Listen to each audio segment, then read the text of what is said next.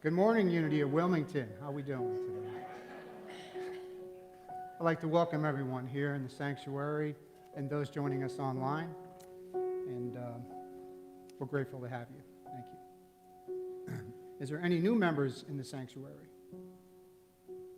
All right. Welcome. Congratulations. Thank you. Thank you. I'm a new member myself. My name is Chris Mullen, and this is my first time at Platform in many years, so bear with me as I use my cheat sheet here. But yeah, it's great to be here. I moved from Raleigh and relocated here, and I've been around Unity for probably about 12, 14 years. And when I came here, I just felt welcome. You people are awesome. I felt this is home. And so thank you for having me. Thank you. So, could we all take a minute just to say good morning to those sitting next to us? And can we do one more thing, please? Good morning. And just remember, you are a child of God. So let's get started, please, with the statement of being together. There's only one presence and one power active in the universe, in my life, God, the good, omnipotence. And affirmative prayers, please, together. A beloved expression of God, I am here for a holy purpose. I'm in the right place at the right time, right now. And I'd like to welcome our singer, Jason Aycock, to the platform for the opening song.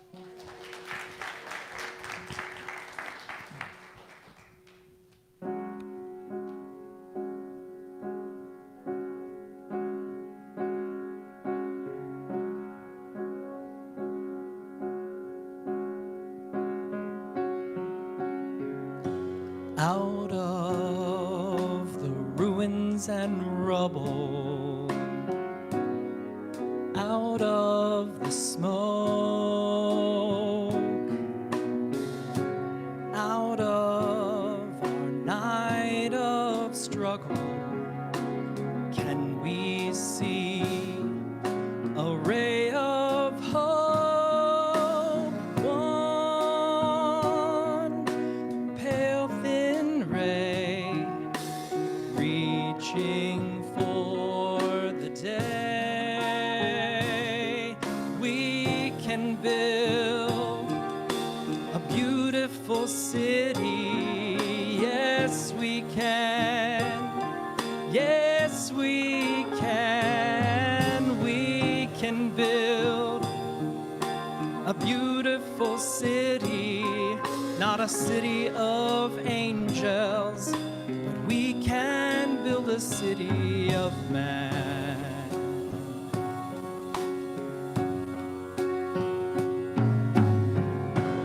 We may not reach the ending, but we can start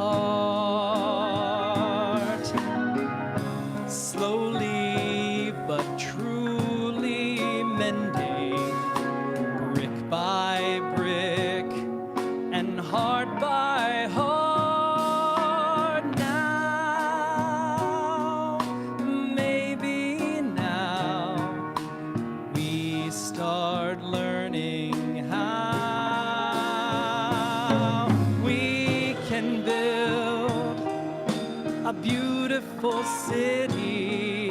Yes, we can. Yes, we can. We can build a beautiful city. Not a city of angels, but we can build a city of man. When your hope has all been scattered, when your faith is all but killed, you can give up bitter and battered, or slowly start to build.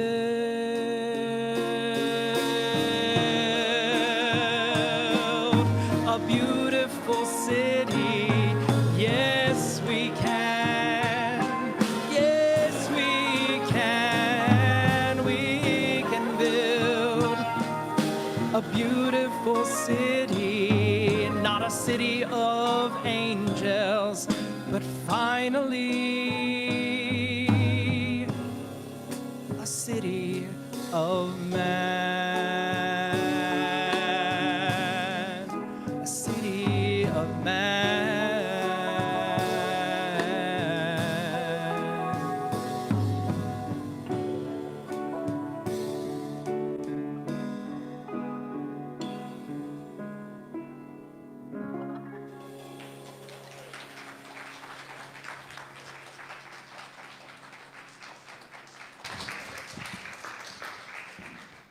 Good morning. I already have my timer going. It's important. I tell people all the time, I use the timer because I can really talk forever about absolutely nothing, and I really like this stuff, and eventually everybody wants lunch. Good morning. I'm Reverend Wally White. I'm the minister at Unity in Greensboro, and I've been there for a little over 2 years. They hired me, and 6 weeks later, we shut the whole thing down and went virtual for 18 months. And so we've been back since last July. Anyway, I came to New Thought through a friend introduced me to Louise Hay. And one of my favorite sayings that I got I read 2 of her books back to back. But one of my favorite sayings I got, which I've now been told is somebody else's saying too, but whatever. The saying is what's important, which is, your opinion of me is none of my business. And that was life-changing information for me, because I had spent a whole lot of years making other people's opinion of me my business, and it rarely felt good. And so releasing myself of that, that felt good, right? And so I then moved out to Los Angeles, and I was visiting some different churches, mainly to see if I could get some verbiage and some dialogue to use to say, hey, Mom, I'm gay, but I'm still good with God. And in the midst of that, I saw, it was L.A., so there was some wacko things that I saw. But anyway, I ended up going one Sunday to visit Della Reese's church. Many of you know Della Reese from Touched by an Angel or from her many years of singing. And I didn't even know that it was a Unity church. And they didn't actually fall under Unity Worldwide. She was under UFBL, which was Johnny Coleman's institute, and Johnny had been to Unity Village. So anyway, I get there, and I hear that saying that your opinion of me is none of my business. And I thought I was just there to hear some good music one Sunday and then go back to Burbank. And then I joined the choir, and I studied. Della went from being my minister to my mentor to my friend and eventually my godmother. And then I came here. So I came back home. I grew up in Eden, which is just north of Greensboro, and so I'm back home.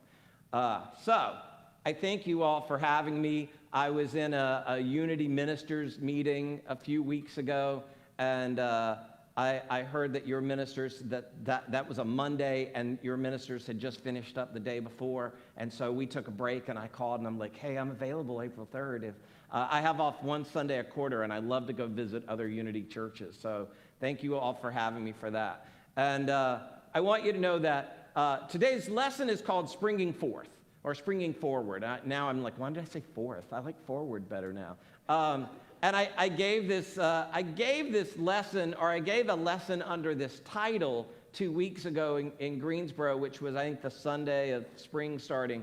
But like, things change, and I mean, it's changed this morning. So like, I have notes, but now I want to read things from my phone. So because, things change. And one of the things that changed is this song got stuck in my head this morning, so that I had to like pull up and listen to a couple of people singing it. And I always need lyrics. God bless you that you can sing without lyrics. I used to, and then I was a hired singer once a Sunday for about 5 or 6 years at a church in La Crescenta. And one Sunday, like, I started, sometimes I'd be singing and I'd be like, I have no idea what the next lyrics are. But they would always just show up. Until the Sunday, they did not. And I had to start just making some stuff up. And like, suddenly I couldn't feel my body. I was in full panic attack. But I got through the song, and then I said, What do you do? It's church. They don't care if you put, they have stands. You can have lyrics. So I always have lyrics. Anyway, do you all know the song, Everything Must Change? Everything must change. Nothing stays the same. Everyone must change. Yes, nothing stays the same. And jumping in the song to the part that it says, which goes into my lesson today, winter turns to spring, but that's not the part I want to tell you. It says, there are not many things in life you can be sure of, except the rain comes from the clouds, the sun lights up the sky, and hummingbirds do fly. So it's the everything must change, but in everything must change, there are still some things you can count on. Everything must change, but then there are still some things you can kind of lean back on and depend on some kind of foundation to help get you there, right? So then the next thing that I Googled while I was eating my bagel this morning were some Bible verses that all support that are all like comforting to me and like, oh yeah. Hebrews 13:8 says, Jesus Christ is the same yesterday and today and forever. Joshua 1:9 says, have I not commanded you, be strong and courageous, do not be frightened and do not be dismayed, for the Lord your God is with you wherever you go. Jeremiah 29:11 says, for I know the plans I have for you, declares the Lord, plans for welfare and not for evil, which is just like negative thinking and metaphysics, to give you a future and a hope. And Ecclesiastes 3:1 says, for everything there is a season and a time for every matter under heaven. That was one of the things that was life-changing for me, is I spent a long time with the Bible being used as a weapon against me to tell me why I was going to some fiery place, and then I learned unity in metaphysics, and I totally steal this phrase from Della, but then with metaphysics, the Bible went from being a weapon to the best how-to book ever written. Because then, like, once I learned that everything metaphysically was teaching me about my own thinking and feeling nature, and it wasn't just a book telling me about what things other people did many years ago, but it was a way of, once I broke down the metaphysics of it, of how to get through today if I woke up not into a good one. And the good thing, and the good news is that this information doesn't fix everything in a way that, like, you're then fixed forever. Like, you may be wonderful and feel good and inspired and all that this morning, and tomorrow morning you may wake up, ugh. But then you can just sit quiet and get to that place because God lives within us, right? So you don't have to go search. You don't have to be like, oh, he must not be in Wilmington today. I mean, you know, like right, wherever you are, God is. Or the saying, there is no spot where God is not. You know, those cute little sayings become very helpful if you use them. So in looking at change and springing forward, one of the things that I was inspired by as we were going into spring, and like some of my stuff is starting to come up. My hosta this week has, like, I first saw the little green popping up, and now the leaves are starting to spread a little bit, and that happens. See, back in the fall, they shriveled up into these ugly little things I had to cut away, right? And then there was this winter time where there was just dirt there because my mulch went away because I got cheap last year and didn't put enough out. See, in order to get the beauty that we're seeing in spring now, seeing that new growth of whether it's the hosta or the pretty flowers and that sort of thing, those things require that hibernation period, or whatever word gardening would use for hibernation. Winter, and in other words, is important for spring to be all that it is and can be. And spring is important for summer, and summer for fall, and so forth and so forth. In other words, that circular motion, what nature shows us is that, yeah, you're just in this season. So in our own lives, we may have a winter season in June, but rather than panic about it, we can immediately start getting excited about the spring flowers that are going to come in those moments of our lives, whatever that thing is. And so there's great comfort in that. There's great comfort in knowing that God is unchanging, or whatever spirit or universe or whatever words you want to use. I said that one of the other things that metaphysics really helped me on is when I first started learning all this, and then I was living in Los Angeles, and I would come home, and I would go with my mom to her Southern Baptist church, and because I love my mama, where I was going to respect her and go. But at first, sitting there listening to that minister at the time, I had to kind of grit the pew a few times because he was saying things that I now no longer believed to be true. And it was difficult to sit there. And then I learned a little bit more of the metaphysics so that I could sit there and start doing the translation. And I described that as being like, I got to the place of just imagining that I was at the UN and someone was speaking in their language and I translated it into my language. And so he could sit there and talk about, don't let Satan get to you and da-da-da-da. And I could hear, don't let your negative thinking get you into a bind. Don't buy into the negative thinking and let it overtake this moment. Recognize that the negative thinking, and he's still saying Satan and but now see, I could sit there and I could listen to it and appreciate it and get something out of it because I was doing that translation. Now, there are people who are saying, well, but you know that that's not what he meant. And then we go back to my first inspiration and new thought. What he meant's none of my business.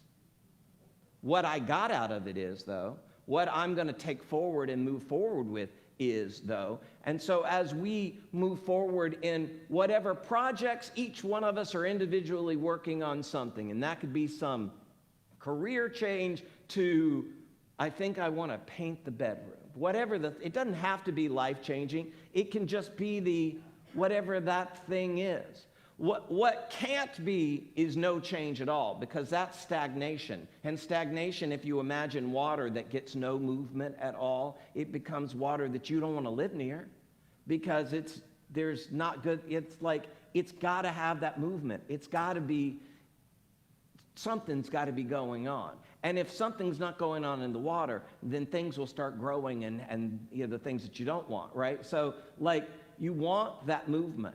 So even like human nature says, I don't care for change all that much. I don't care for change all that much. But I know it's important. I know sometimes I just have to hang on and hold my breath for a minute, because I can count on that the rain comes from the clouds, and then the flowers are going to come up from that, and that sort of thing. So from there, do you recognize yourselves as co-creators? Yes? And within that, are you willing to allow yourself to feel entitled? I asked, and I know there's a connotation, I'm going to get the word out, a connotation of entitled, making it, well, the definition is having a right to certain benefits or privileges. Now our connotation to that is we add, that makes us better than other people. No, that's us making stuff up. Like the definition just says having a right to certain benefits and privileges. So recently, a few weeks ago, someone was telling me they were in a meeting, and I became in discussion because there was something, I'm not telling you all my business, but there was something they wanted me to do that I didn't want to do it the way they wanted me to do it. And I didn't think I should have to do it the way they wanted me to do it, because it didn't make sense to me. And as Judge Judy says, if it doesn't make sense, it's not true. And I heard her say it, and I believe it, and there you have it. So anyway, I'm not saying, no, I don't have to do that because, I'm saying, no, that what you're asking doesn't make sense. Let's talk more about this. And so a friend of mine who was in that meeting said, look, so-and-so said that you were acting entitled. To which I probably wouldn't have said this out loud. Sometimes I find out when I'm thinking right after the words escape my mouth. And I said, I am entitled. But not because I think I'm better than these other people or what this other thing is, because I know that I know who I am. And I know that I am one with God, and so I should expect the very best all the time. Do I get the very best all the time? No. But I should expect it. If you expect mediocre, if I expect the best all the time, and I sometimes get mediocre, what are you going to get if you're expecting mediocre, right? And why would you ever want to expect mediocre, right? And so, and then that gets backed up, right? So in Genesis, first chapter of the book, right? And Della used to call this book the contract, the if-then, which works if you add the metaphysics. Like I recognize if you just go with the physical words on the page, there's some stuff in there that you're like, no, I gave that up a long time ago. But if you add the metaphysics into it, you start seeing the if-then. If you want this, then get these thoughts. Like in, skipping, like in the story in Matthew, when Peter went and walked on the water, and he started by saying, if that's you, Lord, call me out there. And it's like, okay, come on. I mean, you got the power, but if you need me to say it, come on, you know. And then he got out there and he was walking, and then he realized he was walking, and then he panicked, and then he started sinking. And then Jesus' saying was, oh, ye of little faith. Well, he's not belittling him. He's saying, you littled your faith, and so you sank. When you believed you could do it, you were doing it. When you started thinking you shouldn't be able to do it, you no longer could, because you are in charge of your own thoughts, and your thoughts create your own realities. Now, that's the good news. Some people want to take that and say, well, because I had a major crush on John or Jane Doe, and they didn't come. Well, you don't get to be the boss of somebody else. You just get to be the boss of you. And same thing, like so instead of saying, I need that one individual right there has to be the individual in my life, or I need that job, right, only this one job at this one company in this one city, or nothing. And it's like, okay, then nothing, because that one's not a match for you. But if you start saying, here are the qualities that I like about this, here are the things that I liked about this person that I imagined would make for a good romantic relationship, or here are the things that I imagine would make really just this lovely job. Here are the things that I would like in my next minister at the church, right? Or whatever leadership is there. If rather than saying, no, it has to be this person, it has to be this thing, it has to be these qualities. Because that you have a right to call forth. That you have a right to say, this is the type of experience I expect to have, and I will accept no less than this, because I have a right to expect it. I have a right to feel entitled to have the very best, because, I'll go back to what I started saying, then I got sidetracked. In Genesis, when God does the creation process, many times it says, he saw what he had created, and it was good. And then he got to the humankind, and it says, very good. That's only one extra word, but that we were given the right of the power and the dominion over the fish and the birds and the creepy crawly things, and not literally the fish swimming and like metaphysically our thoughts that are limitless, and the fish our thoughts that are multiply like by numbers that we don't even know. I was a theater major, so that's not a high number. But it's to say that you have that power and dominion to multiply your thoughts, and those thoughts create your things, and you fill your things with the beautiful life you want to have. And you have the right for that, and you should expect that, and you should feel entitled to it, because it is already yours. So I thank you all. I love you. I bless you. And I behold the Christ in you. And we should move into a meditation.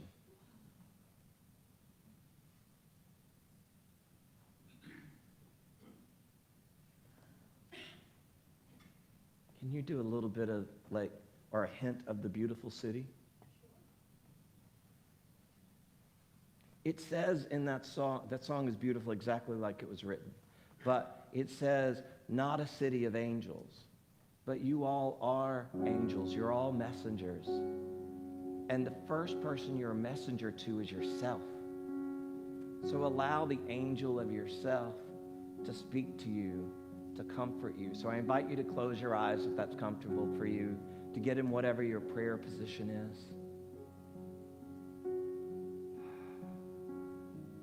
To take a good deep breath in and allow the relaxation to come as you breathe out.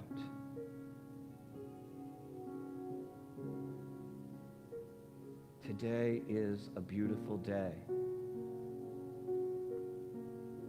The weather feels good and the sun is beautiful today, but today is a beautiful day because I decide to see and experience and be a part of the beauty.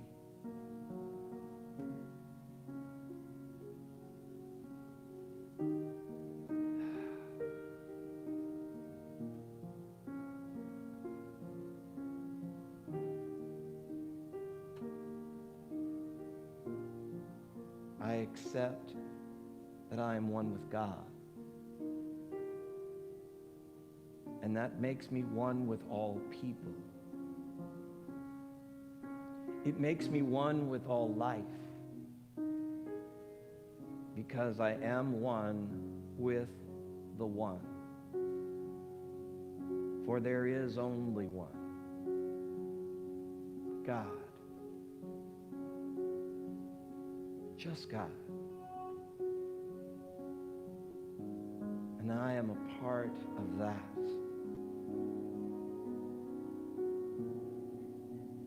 I am a wave in the ocean that we know as all good.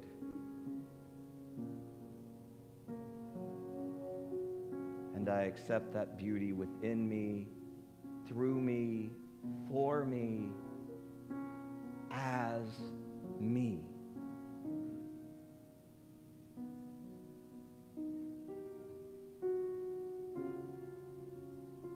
I claim and I proclaim today is a good day. Today is a beautiful day because I am in it and adding good into this world, into my life, and into my affairs. I accept this to be true. So I claim it to be so. I let it be well, and so it is, and amen.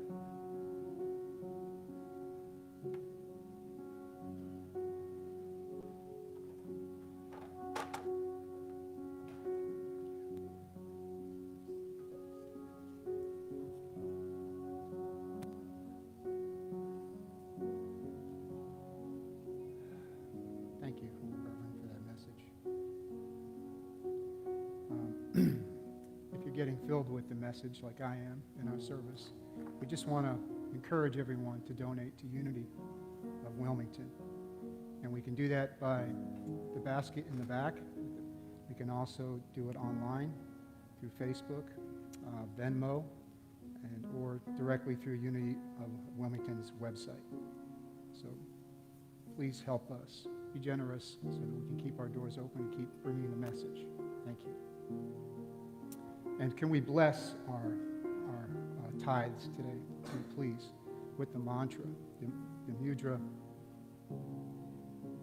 Together, divine love, through me, blesses and multiplies all that I am, all that I give, all that I receive. And so it is. And our singer's going to come up again. Jason?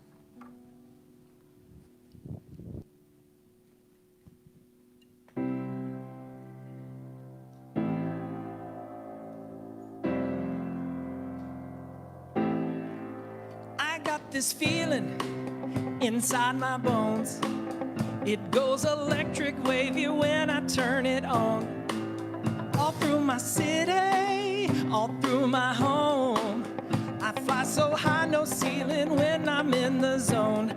I got that sunshine in my pocket, got that good soul in my feet. Feel that hot blood in my body when it drops. Ooh, I can't take my eyes up off it, moving so phenomenally. Room on lock, the way we rock it when you stop. And under the lights, when everything goes, nowhere to hide when I'm getting up close. When you move, well, you already know. So just imagine, just imagine, just imagine. Nothing I can see but you when you dance, dance, dance. Feel the good, good creeping up on you when you dance, dance, dance. All the things that we can do when you dance, dance, dance. Ain't nobody leaving soon, so keep dancing. Can't stop the feeling. You dance, dance, dance. Can't stop the feeling. When you dance, dance, dance. Ooh, it's something magical.